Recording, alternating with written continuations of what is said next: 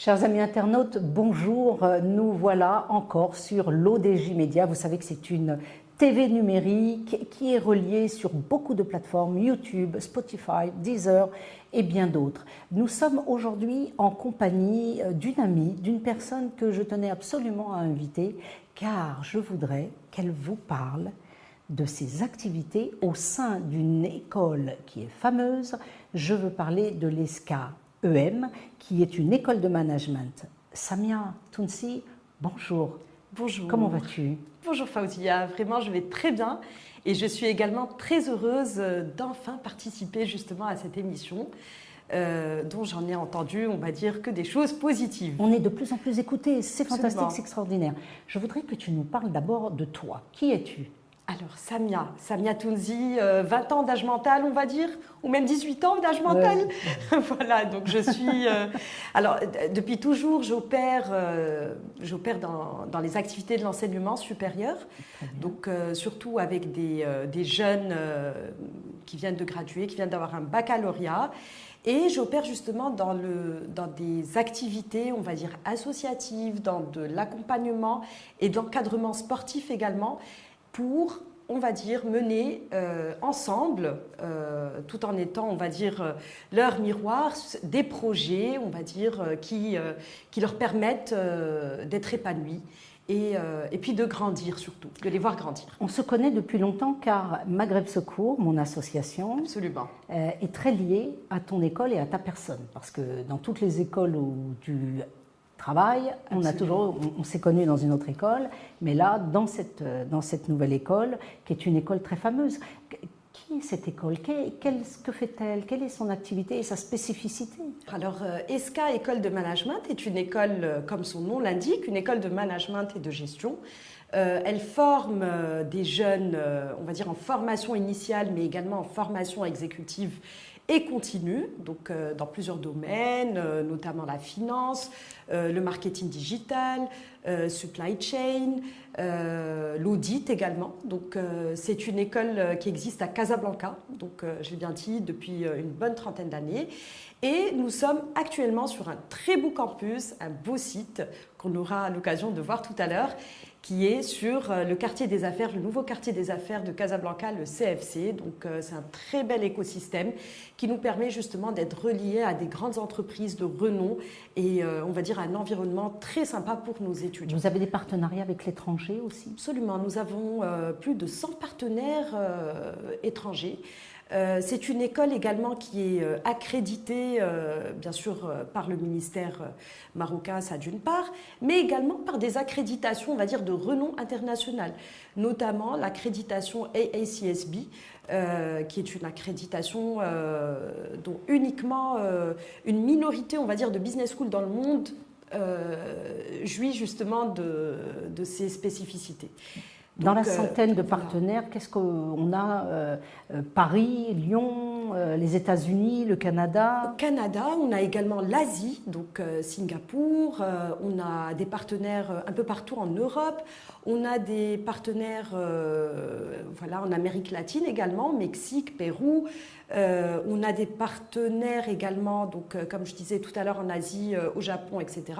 Et puis, justement, ces partenariats nous permettent déjà de faire bénéficier nos étudiants d'expériences d'échange, échange pour un semestre, pour une année, pour quelques programmes, on va dire, et également de recevoir également justement des étudiants de ces partenaires, de ces universités prestigieuses, de ces écoles, pour des expériences chez nous au Maroc. D'ailleurs, aujourd'hui, on vient de recevoir un bon groupe d'une trentaine de personnes de Géorgie, d'université américaine, donc, qui sont venus pour une expérience de 15 jours ici au Maroc avec un programme. C'est une incubation? Absolument, c'est un programme propre que nous leur proposons, donc un programme d'activité, un programme de cours, vraiment très intéressant. Et puis l'échange, justement, on va dire, culturel, international, etc., ça permet aussi de changer le mindset, que ce soit celui de nos étudiants ou bien celui des autres, on va dire des étudiants invités chez les partenaires. Donc, voilà. Si tu permets, on va regarder, d'ailleurs, tu nous as apporté une petite capsule Absolument. De cette école et nous aimerions voir un petit peu de quoi tu nous parles, ces locaux et cette école avec extraordinaire. Plaisir.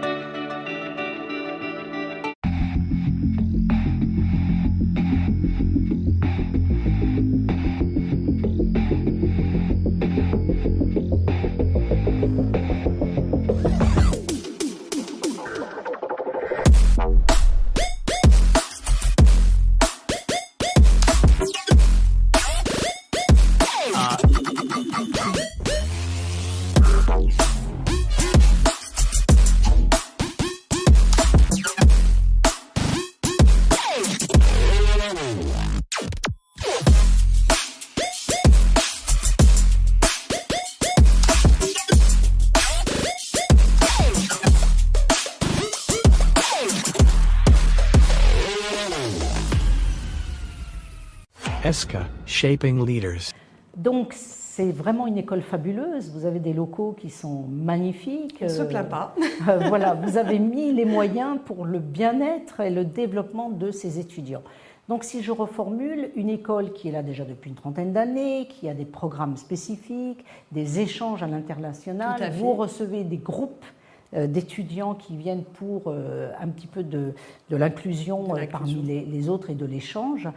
Je voudrais qu'on ouvre une petite parenthèse sur ce côté dont on ne parle pas toujours, c'est l'étudiant. L'étudiant, quand il vient faire ses cours, quand il vient suivre son cursus, c'est plusieurs années dans une école, donc on le voit arriver à un certain âge, on le voit partir à un autre. Pendant tout ce parcours, on remarque que les étudiants, on m'en parlait dernièrement d'ailleurs dans une université à Mohamedia, il y a parfois chez l'étudiant un mal-être. Un mal-être parce qu'ils ne sont pas rassurés, ils se posent des questions, ils sont indécis, parfois timides. Surtout qu'aujourd'hui, nous sommes dans une sorte de spirale un peu folle. On parle du chat GPT, on parle de l'intelligence artificielle et le jeune se dit, eh bien, c'est pas tellement la peine que j'aille étudier puisque demain, si j'ai besoin de faire une rédaction, c'est mon ordinateur, mon IA qui va la faire. Donc, qu'est-ce qu'on peut dire? Déjà, je crois qu'il y a une conférence vendredi, c'est ça? Absolument, il y a une conférence, tout à fait. Donc, ChatGPT, intelligence artificielle, c'est pour parler un peu de l'avenir justement de l'éducation à travers la nouvelle technologie. On ne va pas se mentir, c'est vrai que la nouvelle technologie a deux facettes. Les nouvelles technologies d'une manière générale, donc il y a le côté aussi positif qu'il faut prendre en main, qu'il faut, on va dire, reprendre par rapport à nos étudiants, mais c'est vrai qu'il y a des dérives pas très sympas pour les jeunes, donc faut bien utiliser. Et puis c'est une conférence qui sera animée par Web Congress, donc c'est un animateur, conférencier, qui se déplace des États-Unis, encore une fois, de la Floride, donc pour venir mener cette conférence chez nous à l'école. Elle est destinée surtout à des étudiants de 3e année du programme Grande École, donc du Bac+5. Mais qui font partie de votre école. Vous Absolument. ne pouvez pas accueillir des étudiants qui voudraient suivre. Est-ce qu'ils ont la possibilité d'aller sur le site, où on va citer l'adresse du site de l'école, et de demander par exemple un badge ou une invitation? Parce que on a beaucoup d'étudiants qui nous suivent et on les remercie. Et on voudrait pouvoir donner la possibilité à ces étudiants d'avoir toutes les informations. Si on vous dit demain, l'intelligence artificielle va vous remplacer, ce n'est plus tellement la peine d'aller étudier, détrompez-vous, c'est absolument faux. Si on vous propose les routes du $1 million avec du e-commerce, parce que j'ai pu remarquer lors du salon de Casablanca sur l'intelligence artificielle et le e-commerce que les jeunes sont un petit peu comme les papillons qui vont se frotter au phare des voitures la nuit et qui restent scotchés. L'étude est importante, le cursus scolaire est important, le diplôme est important, l'intelligence artificielle ne peut pas tout faire. Donc, cette école, quelle est sa particularité par rapport à d'autres écoles? Parce qu'on a beaucoup d'écoles de management. Mais c'est clair, il y en a beaucoup. Alors, tout à l'heure, on a parlé d'un aspect très important qui est celui de l'international. Alors, chez nous, à l'école, on aime bien dire qu'on est sur le même piédestal par rapport à 3 éléments. Notamment l'académique, d'une manière générale, parce qu'on va à l'école justement pour entrer en cours, pour apprendre des choses, pour partager avec des professeurs, d'ailleurs des professeurs de renom que nous avons au niveau de nos programmes. C'est l'aspect, on va dire, international, qui est aussi très important et très intéressant. Aujourd'hui, j'aimerais bien ouvrir aussi une petite parenthèse par rapport au programme. Nous avons 3 types de programmes en formation initiale. Il y a le Bac+5, le parcours grande école classique. Il y a également ce qu'on appelle chez nous le LME, c'est-à-dire la licence en management, donc c'est un Bac+3. Et puis, il y a le programme IB, donc International Business, uniquement en anglais. Et là, c'est pour montrer aussi, accentuer cet aspect international. Donc, dans le programme, donc l'étudiant vient chez nous pour apprendre et pour être justement dans un programme proprement anglophone dès le départ. Donc, ce sont les 3 types de programmes que nous avons. Donc, académique, international, et puis un aspect fondamental, et tu l'as bien dit, ma chère Faouzia, tout à l'heure, l'étudiant vient peut-être un peu, on va dire, dans un mal-être, des fois... Une souffrance, oui. Souffrance, malheureusement, c'est une génération, on va dire, qui est... qui doute. Voilà, qui doute. C'est une génération qui a les nouvelles technologies devant elle, donc maintenant, il faudrait bien utiliser tout ça. C'est aussi, on ne va pas se mentir, c'est une génération qui est quand même restée confinée pendant une période intéressante de sa vie où il devait découvrir, etc. Donc, il y a ce qu'on appelle chez nous la vie associative. Donc, la vie associative, c'est la possibilité de s'exercer dans des projets, à travers des clubs, à travers le bureau des étudiants, à travers, on va dire, des actions au niveau de l'école ou bien à l'extérieur. Et puis ces actions-là s'inscrivent dans tout ce qui est, on va dire, sportif, tout ce qui est culturel et bien sûr humanitaire. Et j'aimerais surtout mettre l'accent sur un aspect très important, c'est la durabilité dans l'action. Donc aujourd'hui, on insiste et puis on est là justement pour demander et puis pour expliquer à cet étudiant-là que les actions justement doivent être, ce n'est pas du one-shot, mais de la durabilité pour laisser un impact intéressant. C'est ça qui fera la différence justement d'un étudiant escamiste, comme on aime les appeler, et puis un autre étudiant qui vient d'ailleurs. Donc, un escamiste, je les vois, je les connais, je viens de temps en temps dans ton école. Nous avons décidé ensemble, toutes les deux, parce que nous sommes volontaires et que nous aimons le royaume, le Maroc et le roi, donc nous voulons être quand même des participants à cette citoyenneté. Nous sommes en train, comme tu le sais, avec autorisation bien évidemment, de creuser des puits dans pas mal de régions. Nous avons commencé notre premier puits, Maghreb Secours, sur Sidi Ben Nour. Et je t'ai proposé que les étudiants qui ont des cursus longs, notamment, puissent être associés à cette petite association de douars qui s'occupe du puits, de la gestion du puits. Pourquoi ? Parce que quand on fait un puits, il y a le creusement du puits, c'est sûr qu'il y a des moyens pour pouvoir le faire, mais ensuite vous devez gérer le puits. Ce sont les pompes, c'est le changement des pompes, c'est récupérer l'argent des puits, savoir comment cet argent est utilisé, pouvoir contrôler la comptabilité, et puis surtout, après tout ça, avec nos étudiants escamistes, comme dit Samia, c'est de pouvoir faire des programmes environnementaux, de la propreté, ramasser un petit peu tout ce qui traîne autour du puits, mais surtout dans le village, de pouvoir de pouvoir planter des arbres, de pouvoir développer des programmes qui demandent à ce que de jeunes étudiants puissent apprendre à des personnes qui sont dans les régions excentrées, dans les régions rurales, comment elles peuvent exploiter, comment elles peuvent aussi préserver l'environnement. C'est très important, nous avons toujours travaillé, ça fait des années qu'on travaille ensemble, on a fait pas mal d'actions toutes les deux. Absolument. Je suis admirative de ton dynamisme. Merci. Tu es perspicace et tu es réactive et c'est fantastique de pouvoir t'avoir. Alors, on va donner quand même l'adresse, le site web de ton école. Bien sûr, c'est esca.ma. On est également, alors esca.ma, bien sûr, on parle de nouvelles technologies encore une fois, donc c'est le site web. On est sur le boulevard de l'Aéropostale, donc comme je l'ai dit tout à l'heure.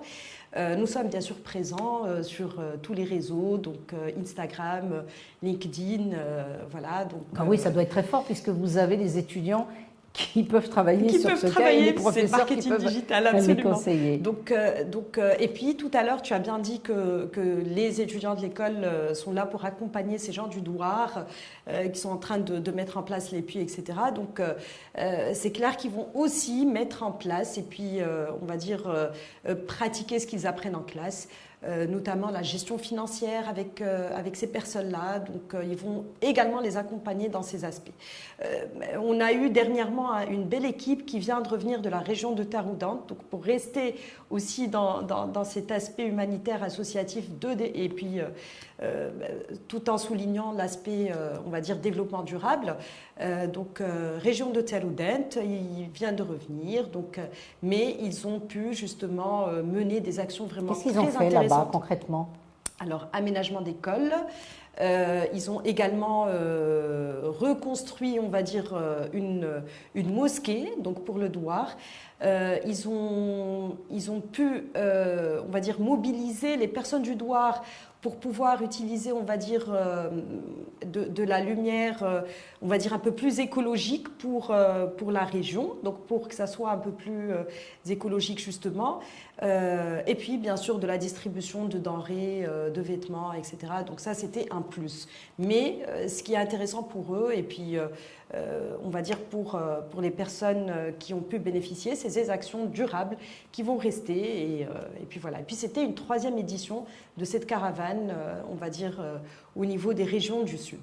Alors, vous vous impliquez, je le sais, dans l'action humanitaire, associative.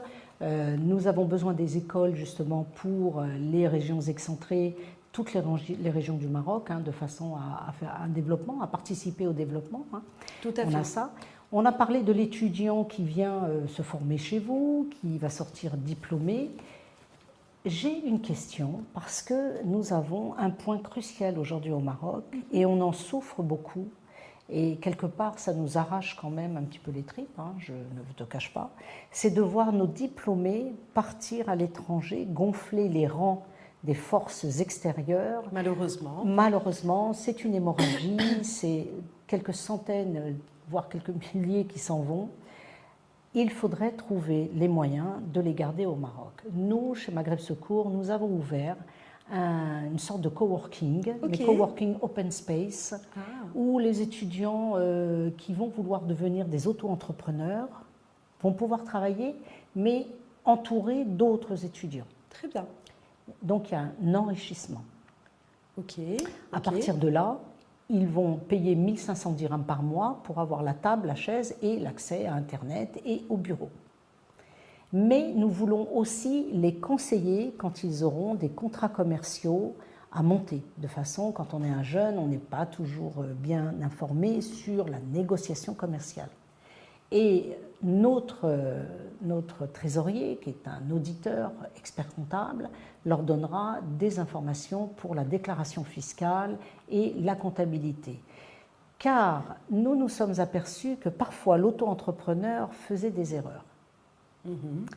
Et que ça lui enlève des marchés. Donc nous devons prendre ces étudiants et nous devons leur donner confiance en eux. Tout à fait. Leur expliquer qu'ils peuvent rester dans le pays, qu'ils peuvent travailler pour l'étranger, qu'ils peuvent rester à côté de leur famille et qu'il y a des marchés partout, il y a des plateformes où ils peuvent vendre leurs services, leurs prestations.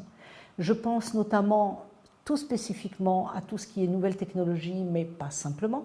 Nous avons aussi des ingénieurs dans le civil qui peuvent travailler à partir d'ici. Tout à fait. Vous avez des bug bounty, qui sont des personnes qui gagnent beaucoup d'argent parce que ce sont des personnes qui vont chercher les failles sur les applications ou sur les sites.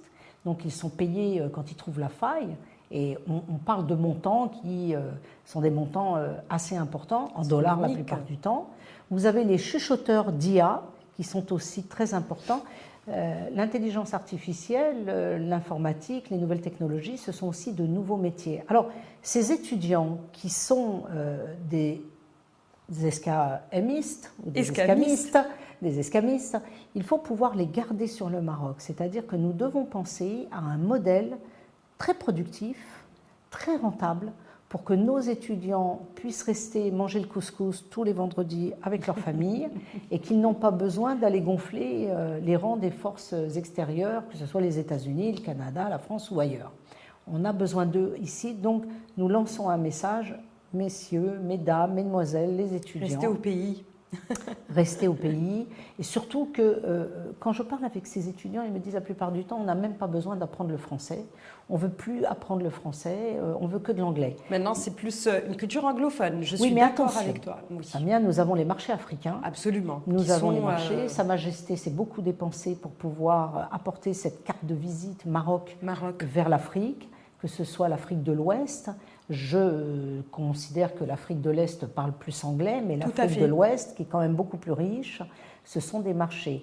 Et même quand vous irez aux États-Unis, quand vous parlez français, c'est un plus, vous êtes bien vu, vous êtes chicos. Dès que vous parlez français, vous êtes chicos. Alors, on a une école qui a combien d'étudiants aujourd'hui à peu près? Alors, on est sur un bon 1000 et quelques. 1000 et quelques voilà, étudiants, oui, étudiants.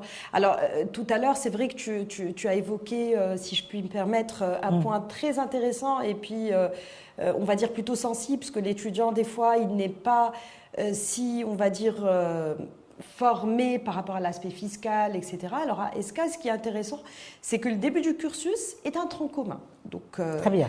Donc on n'essaye pas, on le fait. On forme nos étudiants donc, aux différents aspects du management avant de se spécialiser, soit en audit, soit en marketing digital, soit en supply chain, ressources humaines, etc.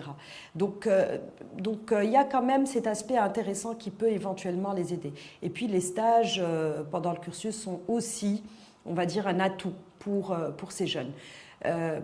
Aujourd'hui, comme on vient de le dire, nous sommes quand même sur 1000 et quelques étudiants dans le campus, donc beaucoup de diversité.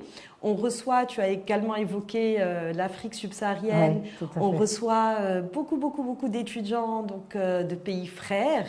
Et d'ailleurs, je suis ravie aussi d'annoncer. Il y a tellement de choses à l'école que voilà, j'en parle. J'ai le plaisir d'annoncer que l'association des étudiants gabonais vient de voir le jour chez nous. Ah, mes chers Gabonais, je vous aime. Voilà. Et donc, nous avons également un événement de lancement ce samedi pour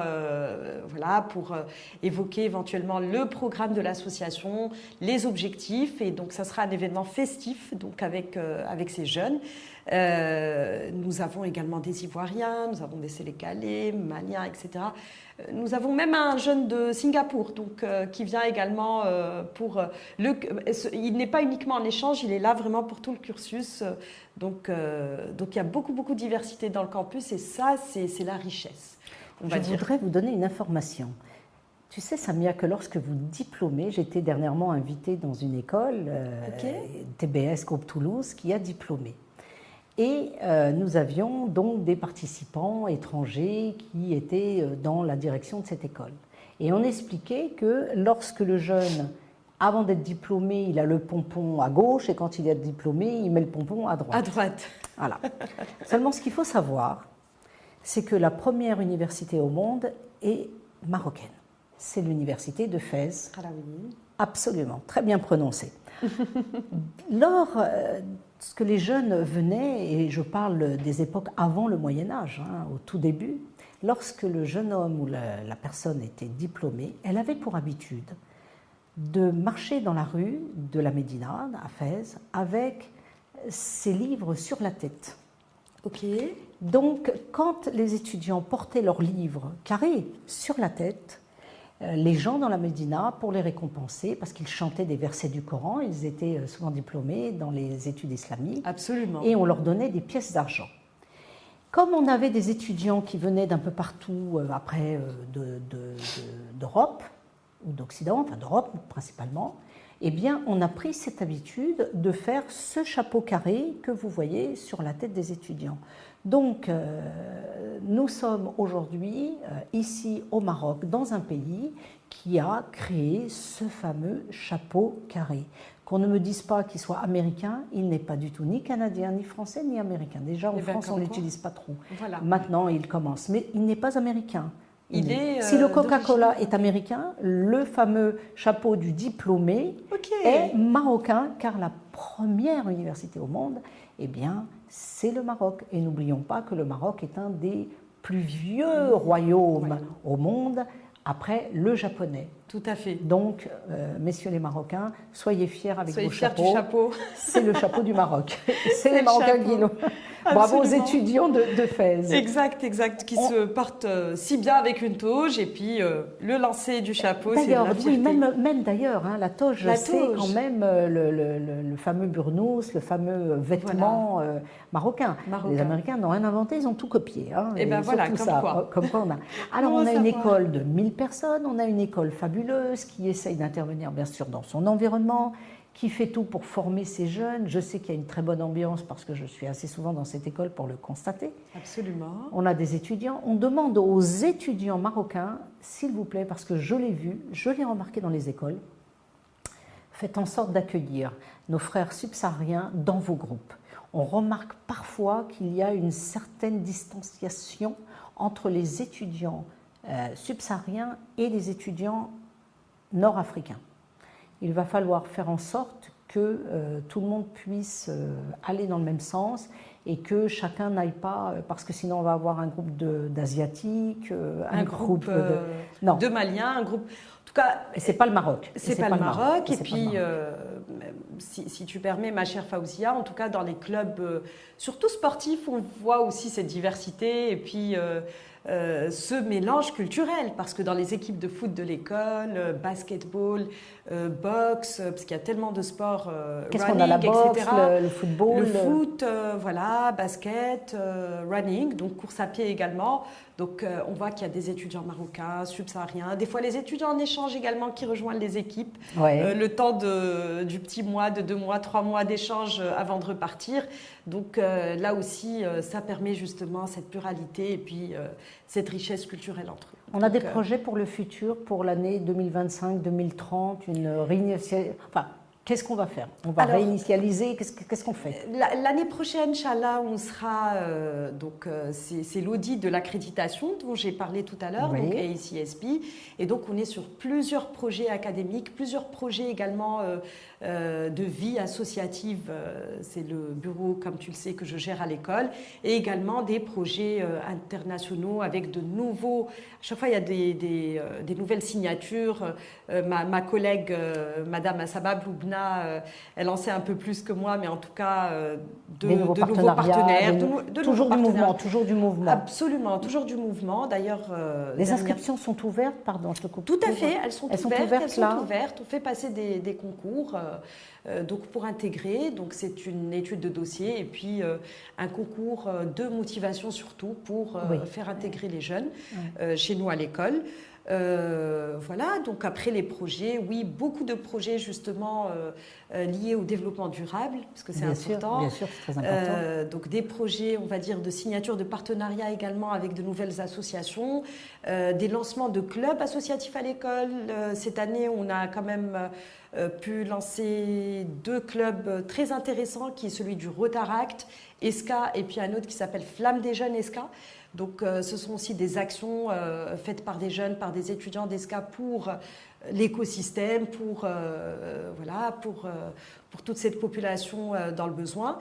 Et bien sûr, d'autres signatures, d'autres partenariats et puis beaucoup d'actions, Inch'Allah, avec... Beaucoup de diplômés. Beaucoup de diplômés également. Un fort taux de diplômés. Absolument, beaucoup de diplômés parce que justement, on voit justement, tabarakallah, et puis alhamdoulilah, cette croissance, on va dire, d'inscrits à l'école et ça fait plaisir. Ça montre tout simplement la confiance. C'est une adresse, c'est une très bonne adresse. Voilà, que font les jeunes. L'ESCA-EM est une très bonne adresse. Le site web, donc, esca.ma. Absolument. ESCA. Voilà, .ma tout court, esca.ma. Nous sommes présents bien sûr sur Instagram et puis sur LinkedIn. Bien sûr, on poste pas mal de choses sur LinkedIn pour être à l'affût des différentes conférences avec ESCA, Learning Lab. Avec, tout à l'heure, je parlais des partenariats à l'international, mais nous avons également des partenaires en termes d'universités marocaines, etc. Et puis des chefs d'entreprise qui sont aussi très reliés et qui viennent aussi recruter, parce que les chefs d'entreprise recrutent dans les écoles. Tout à fait. Donc, ils recherchent des profils. Il y a le carrefour, justement, ce qu'on appelle chez nous le Talent Day. Donc, c'est un peu le carrefour de recrutement à l'école. Demain, on reçoit 2 chefs d'entreprise pour une conférence sur la finance durable et pas des moindres, donc HPS et puis Avito, donc les 2 CEO qui viennent échanger avec nos professeurs et puis nos étudiants. Donc on les reçoit également pour des conférences thématiques très intéressantes. Donc il y a de l'échange. Si vous avez envie de participer à ces conférences, vous qui êtes étudiant, absolument, vous pouvez vous adresser, je pense, faire des demandes ou obtenir un badge. Parce que vous ne pouvez pas accueillir tout le Maroc et j'imagine qu'on a même besoin si nous sommes dans l'ouverture, nous avons un très bel auditorium comme vous avez vu tout à l'heure. Tout à fait, un très bel auditorium.